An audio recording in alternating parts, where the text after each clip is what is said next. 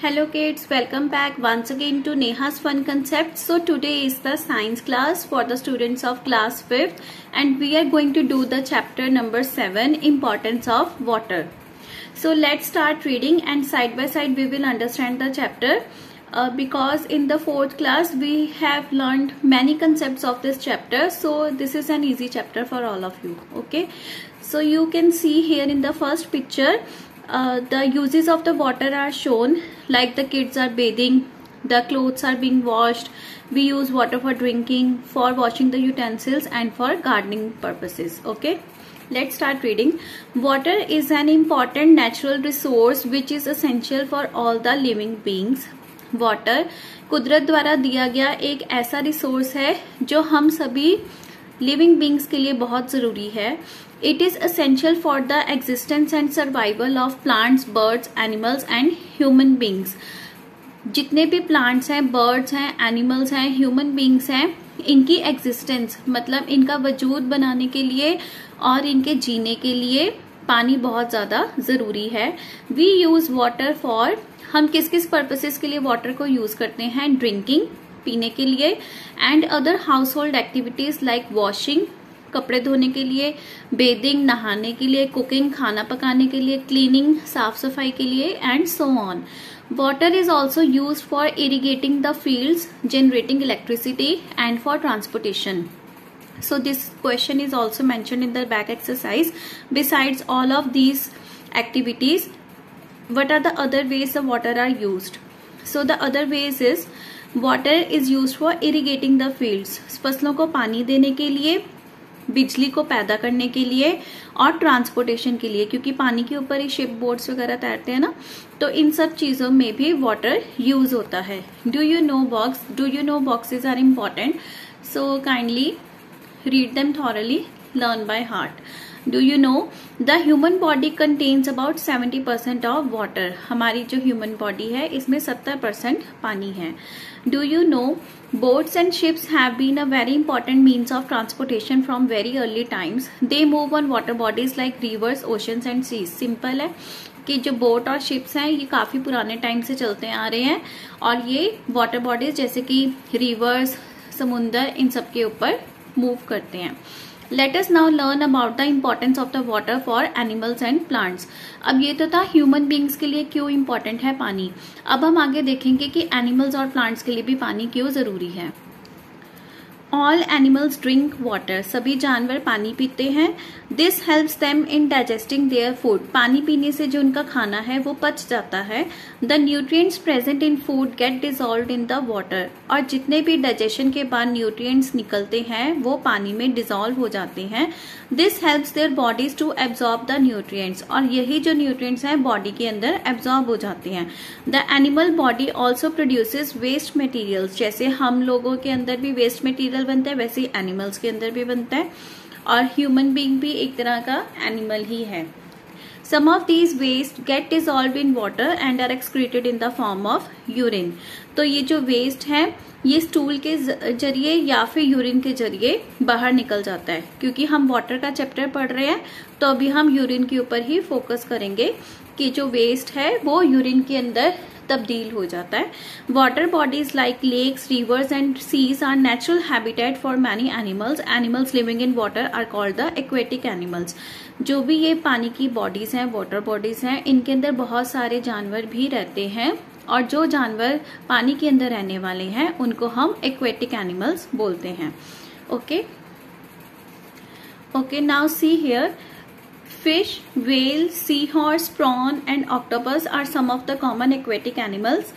ये aquatic animals की आपको पिक्चर्स भी दी गई हैं, नाम भी बताए गए हैं. वेल है, सी हॉर्स है, प्रॉन है, ऑक्टोपस है. These animals can not live outside water, ये पानी में ही रहने वाले जीव हैं, पानी के बाहर ये बचते नहीं है, जिंदा नहीं बचते. There are some other animals like frog, turtle and crocodile that can live both in water and on land. अब ऐसे जानवरों की बात की जाए जो पानी और जमीन दोनों में रहने वाले हैं, उन जानवरों को बोला जाता है एम्फीबियस एनिमल्स, जैसे कि frog, turtle and crocodile. So this was for the importance of water for the animals. के animals के अंदर बहुत सारे जीव रहते हैं, एक्वेटिक एनिमल्स वो होते हैं जो पानी के अंदर रहते हैं। एम्फीबियस एनिमल्स वो होते हैं जो पानी और जमीन दोनों के ऊपर रहते हैं। इसके अलावा जो पानी पीते हैं जानवर वो फूड डाइजेशन में काम आता है और वेस्ट मटेरियल यूरिन की फॉर्म में उनकी बॉडी से बाहर निकल जाता है। Okay, now we will read the importance of water for the plants. Plants require various nutrients for their proper growth. These nutrients get dissolved in water present in the soil.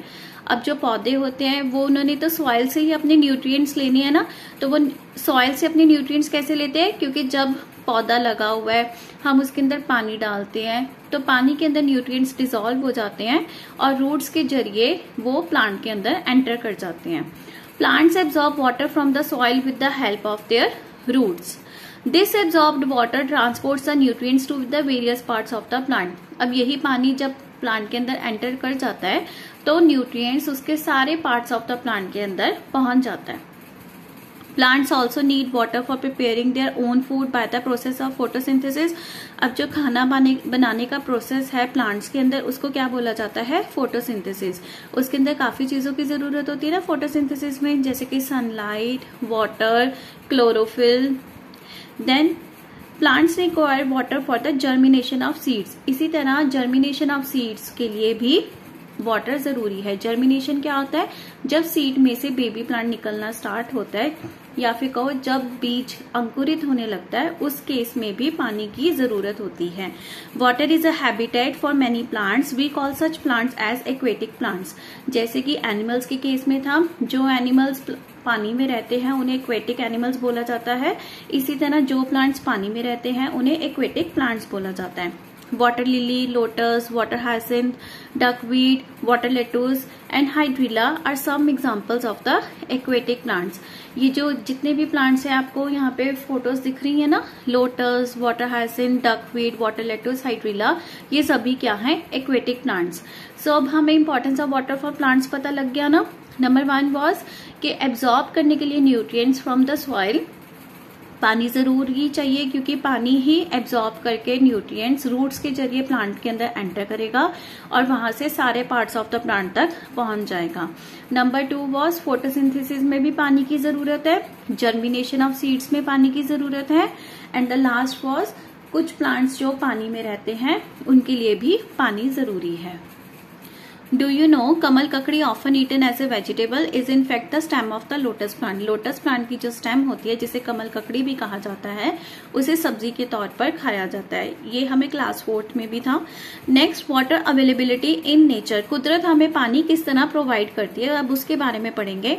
In the previous class we have learned about that 3/4 of the surface of the earth is covered with water. हमारी धरती का 3/4 हिस्सा पानी से covered है। However only a very small percentage about 3% of it is practically used by humans in their daily life. और daily life में उसका 3% हिस्सा ही हम यूज करते हैं, right. Now the first is the ground water. About 97% of water is present in seas and oceans. The remaining 3% water is present in river, ponds, lakes, streams and glaciers. 100% में से 97% जो पानी है वो समुद्री पानी है और बाकी जो 3% पानी है वो फ्रेश वाटर है, जो कि रिवर्स, नदियों में, लेक्स में, ग्लेशियर्स में पाया जाता है। तो इससे आपको पता चल रहा है ना बच्चों कि 97% तो समुद्री पानी है, सॉल्टेड पानी है, उसको हम यूज नहीं कर पाते ज्यादा। सिर्फ जो 3% फ्रेश वाटर है उसी को ही हम यूज कर सकते हैं। और अगर ऐसा हुआ कि आने वाले टाइम में ये 3% पानी खत्म हो गया तो हमारी जनरेशन्स को पानी किस तरह मिलेगा। सो इसीलिए कहा जाता है कि हमें पानी को हमेशा वाइजली यूज करना चाहिए। साउथ अफ्रीका के केस में आपने सुना ही होगा, वहां पर पानी कितना स्कार्स हो चुका है, कितना कम हो चुका हुआ है। Okay, so read, a small part of water from earth surface seeps into the ground and gets trapped between the underground rocks. This is called the ground water. पानी का कुछ हिस्सा जमीन से, सॉइल से नीचे जाता हुआ रॉक्स में, रॉक्स के बीच से जाता हुआ और डीप अंडरग्राउंड रॉक्स में जाके कैद हो जाता है, रुक जाता है, उसे बोला जाता है ground water, right. Earlier, people used to fetch water for their daily needs from rivers, lakes or wells. Even now, in many areas where there is no system of supplying water through pipes, people depend on natural sources of water like rivers or ponds. कहते पहले जमाने में नदियों से, lake से और कुओं से पानी लिया जाता था. अब भी उन जगहों में जहां पर पाइप से पानी नहीं आता, वहां पर लोग नदियों से, कुओं से ही पानी भरकर इस्तेमाल करते हैं. ये देखो यहाँ पर एक पॉन्ड में से जो लेडीज हैं वो पानी भर रही हैं. Okay, so this was for the ground water. Now we are going to study further. अब इसमें देखिए आपको एक स्टेप वेल दिखाई दे रहा है जिसको बॉली भी बोलते हैं. इसमें क्या होता है, सेंटर में पानी का एक कुआं टाइप सा होता है और आसपास बहुत सारी पौड़ियां होती हैं, स्टेयर्स होती है, जिससे लोग नीचे उतरकर पानी को वहां जाकर यूज कर सके, भर के लेके आना, भर के लेकर आ सके. ओके, पहाड़ी एरिया में या फिर जैसे महलों में, पुराने फोर्ट्स वगैरह में बॉली सिस्टम ज्यादा होता था. Right. Ways of drawing out ground water. Ground water can be drawn out in many ways. कई तरीकों से ग्राउंड वाटर को हम बाहर निकाल सकते हैं, ले सकते हैं. Earlier people use to draw ground water from baolis और स्टेप वेल्स.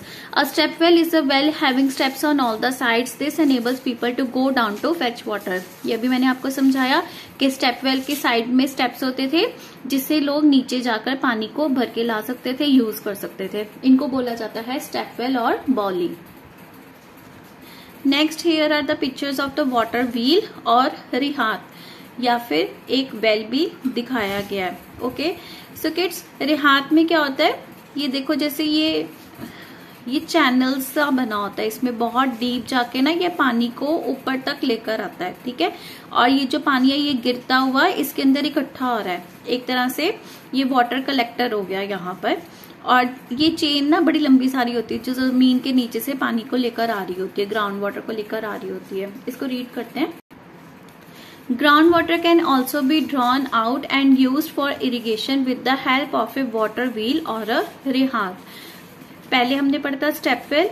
अब कह रही है जो ग्राउंड वाटर है वो रिहात के जरिए भी हम ऊपर लेकर आ सकते हैं जमीन के ऊपर और उसको इरिगेशन के लिए यूज कर सकते हैं. A very common and widely use method to draw out ground water from a well is to use a pulley. इसी तरह से कुएं के अंदर ये यहाँ पे पुली बनी होती है कि जैसे एक रस्सी होती है ऊपर खूंटी से नीचे तक जा रही होती है जिसके साथ बाल्टी या पॉट अटैच होता है. उसको नीचे फेंका जाता है, पानी को भरा जाता है और फिर धीरे धीरे रस्सी को खींचा जाता है, पानी ऊपर आ जाता है, मटका ऊपर आ जाता है. Right. Next is groundwater is also drawn out using tube wells. In a tube well, a long pipe is inserted deep into the ground where it dips below the groundwater level.